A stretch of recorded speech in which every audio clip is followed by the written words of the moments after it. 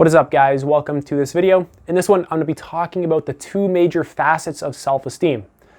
Now, self-esteem is a basic need for every human if they want to be psychologically well. And I live in Canada, and we have an entire culture built around this need. And you can see this same thing playing out in the United States, all across Europe, basically in every continent across the globe. So some good examples of what I'm talking about are, let's say, people wanting to work hard to achieve something great, like the grind set, wake up at 5 a.m. and get going. So not only that, but also having nice things basically to show off, like a lot of modern day rap, hip hop, trap, they all wear the expensive jewelry. This is all about self-esteem needs. Now, this video is going to contain important information for understanding basically the two major components of self-esteem. And I've basically boiled self-esteem down to just a couple points, just so it's simple. But there's a great book called The 6 Pillars of Self-Esteem by, I believe, maybe Nathaniel Branden. I think that's it. So if you want that, that one will go in more depth. But this video is going to be very simple, and it's going to be an introduction. So first we have, of course, self-worth on the left right here.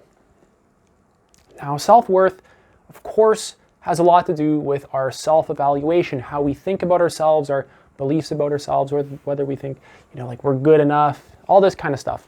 But what's interesting is not only does our own self-evaluation matter, but the evaluation of other people gets incorporated into our own self-evaluation, which can be a positive and a negative. Because there can be a lot of competent people trying to help you out, and there can also be a lot of incompetent people telling you things that you just accept and believe. And really, we have to be very clear about the kinds of information that we sort of believe about ourselves, because it's easy to take on a belief about yourself that simply isn't true, and then you kind of just keep moving forward with your life. So it's impossible to really have this complete sense of isolation from the judgments of other people. They are just incorporated into our whole worldview so deeply. We grew up completely surrounded by people. The social world has a massive impact on human life. We're all very dependent upon each other as a species in order to live. You can't even buy food at the grocery store if there wasn't people working there. So this is a very interconnected species, and we're all actually very dependent upon each other. We're exchanging energy, exchanging value all the time. So our self-judgments have a lot to do with basically, am I a good person? Do I work hard enough? Is my work meaningful? Stuff like this. Like, is my work even worth it? So this has a lot to do with also adding social value, which is the next part. So there's two main parts to social value that I'm going to be talking about in this video. And the first is relational, and the second is instrumental. So relational is about how we actually perceive our relationships with other people, whether we see them as valuable or not. Because if we have a bunch of relationships with people that we don't see as valuable, of course, this really isn't going to make us feel very good about ourselves. So having valuable relationships and meaningful relationships to us is very important for our self-esteem, because our self-esteem it's so intimately tied to the social world that you can't really separate the two. Our self-image is so influenced by the judgments of others and the norms of a society, and what is valued and what is not valued by the specific environment that we're in. So the next type of social value is instrumental value. So this is the degree to which others perceive us as possessing valuable resources and characteristics that are important for the benefit of others and a society. So that's basically a large portion of self-worth. And this mastery side is pretty interesting as well. So we have evaluation of agency at the first one, and this has a lot to do with having a sense of will. Like, I can impose my will upon reality and get something that I want, get a particular result that I want. So it's basically having an intention to get something and actually being able to get it for yourself. So a lot of cultures are very individualistic. I think the United States is a very good example of that. And that's because the United States is very deeply at this sort of self-esteem level of consciousness, level of development. So this whole self-made billionaire thing is going to be massive with a lot of people. Like, yeah, being able to accomplish something on your own, independent of everyone else. This kind of attitude, is going to be very popular because this is just the level of development that the people are at. So evaluation of agency basically boils down to, are you an intentional being who can bring about your desired goals by your own will? And this correlates, or it's basically connected to feeling competent. So, of course, when we feel incompetent, we don't really have high self-esteem in that moment.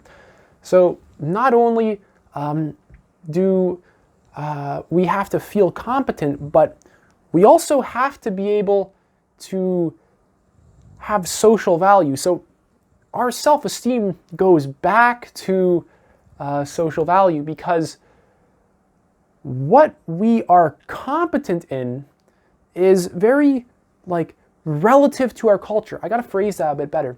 But the things that we value and the things that we associate with, I guess the things that are valued and will give us that sort of self-image that we want, of course, are very relative to the culture that we're in. So not only do we have to feel competent, but we have to feel competent within a specific context, and we have to play into the rules of that context, which is very important. So social value in the mastery side of things is very deeply related to instrumental value. So this social domain is very important, of course, for having high self-esteem. We have to learn what is valuable and what isn't valuable, the things we should do and the things we shouldn't do. If we have a lot of stuff that isn't valuable and we're doing the things that we shouldn't do in a particular society, the things that we're taught not to do, we're not going to feel too good about ourselves. So I guess this is kind of an obvious to me. I don't know about anyone else, but the mastery component has a lot to do with being able to be useful to a society or a group of people, being able to just add value. So making a lot of money, for example, involves adding value. People who make money are adding value to people. People perceive something as valuable and they give them their money so that they can have the thing that they perceive as valuable. Like a car, for example. We find it very valuable to have a car so we can drive to work. So here's whatever, $20,000, I'll buy a car.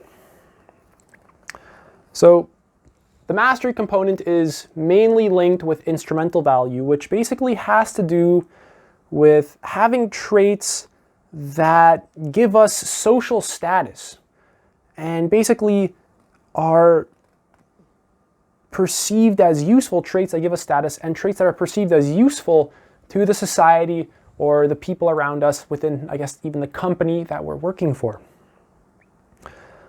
So it's different from, let's say, a partner or a friendship, like an intimate partner or a friendship. It's more transactional. Well, those are fairly transactional as well. But this one is very blatantly transactional. It's like I have a skill that I can give to you, and in return, you're going to give me something. So that also has a lot to do with developing self-esteem. So I want you to notice the connections between all of these points. So first we'll start here. We'll start with self-evaluation and then self-judgments, which includes others' judgments. And I want you to get how connected these things actually are. Like, they're not these two separate things where we can throw one away and keep the other. Like, I don't care what anyone thinks about me, and then I just have my view of myself. No, a lot of how we view ourselves is, of course, shaped up by the relationships that we've had with people and our experiences. So a lot of our view of ourselves is also shaped up by external environmental factors. But not only that, it's obviously, like I said, related to social value. And our evaluation of agency, our ability to impose our will on reality and get something that we want, is connected with feeling competent, which is connected with being able to be useful to society, add value, and have people like you for your ability to give them something that they want. Now we can connect, of course, both of these.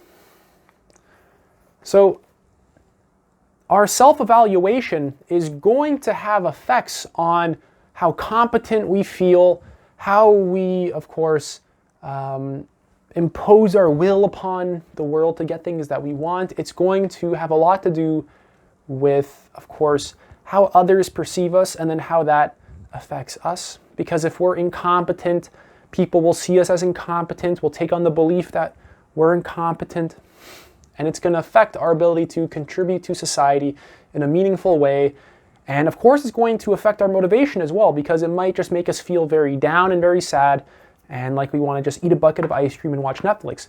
Or it can do the opposite. It can make you very angry, which can inspire you to really want to take control and really change. So I want you to actually notice the relationships between every single one of these points. So social value is connected with feeling competent and feeling as though you can get something done and something, you can get something meaningful done. So this is basically the two main facets of self-esteem. It's, seeing yourself in a high light, or, on like first place, seeing yourself as first place, like I'm a self-made billionaire, or, competing to be the best. These are all good examples of self-esteem. And of course, mastery as well. Now, so if I want to boil this down a little bit more, we can see how one is more internal and the other is a bit more external. Self-worth has a lot to do with, both. It has a lot to do, of course, with other people. They're both very internal and external. But really, there's a relationship between the internal world and the external world that is continuously happening, which shapes up our sense of self-worth in both areas. And I think it's very important to actually think about that and get some clarity basically on how that actually functions, and at a very practical level, not as only a very theoretical level, although that's great, but also at a very practical level. So a lot of people, they might think they're weird, for example. Maybe they're made fun of in school, they're bullied, they have low self-esteem after, and then they don't really want to achieve anything in their life, or of course the opposite, they're very fed up with that and they want to achieve something great. Eminem, the rapper, is a very good example of that. He was bullied, and I'm sure it probably really crippled his self-esteem, and that sort of anger fueled him in his music, and you can very easily tell that happened. So that whole intention to, that anger and that drive, it was very deeply fueled by the need for self-esteem. To get money, to get the approval, but also, of course, it was more than that, but that's just one aspect. The self-esteem aspect is just one aspect of that whole, I guess, behavior phenomenon. Now, one final point is I want you to not view any of this as like good or bad. I want to make this clear that it's not that like others' judgments of us are like good or bad. It's just they kind of are what they are, or like our judgments of ourselves are good or bad. They kind of just are what they are. It's more important to, I guess, view these things in terms of what is healthy and what is unhealthy. Because self-esteem, first of all, is one human need out of many. There is need for belongingness, safety, self-actualization, self-transcendence. I need to have a sense of, personal ego and boundaries, a sense of connection with the whole planet and the environment. There's a lot of complex human needs, and they play out in interesting ways.